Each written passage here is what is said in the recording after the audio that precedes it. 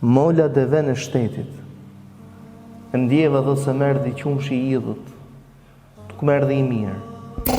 Një ditë për I ditësh, kish një shërbëtor të tij, I cili ndër të tjera I milte deven, domethënë, normalisht I servirte qumshin, I shërbente qumshin.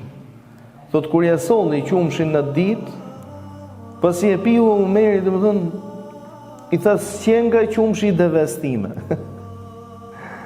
Nuk qen nga qumshi I deves time. I thotë jo vallai, vetë nuk është qumshi I deves, është e vërtetë nuk është I deves tënde. Mundesh me dallu, domethënë. Pra, ke lop, mundesh të dallosh në yndyrë, domethënë se a është I trash apo jo. Por zakonisht arabët, domethënë qumshin e kanë pas pi pa e zi.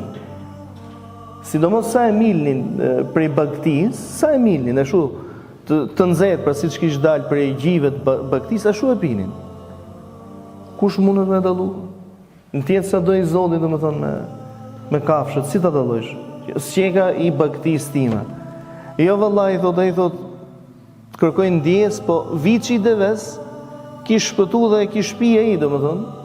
Thotë dhe më thonë drejtën, thotë mola deven e shtetit, që është prona e shtetit.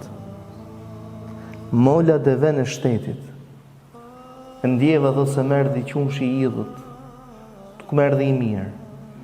Vallë, pse ndjente qumshin e tillë Omeri?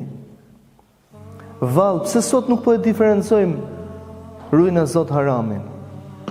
Po sepse ai jetonte me atë marak. Pushtetin nuk e kishte për vete. Pushtetin e konsideronte domethënë si një përgjegjësi, jo privilegj, por përgjegjësi. Thotë ndjeva një diçka të tillë.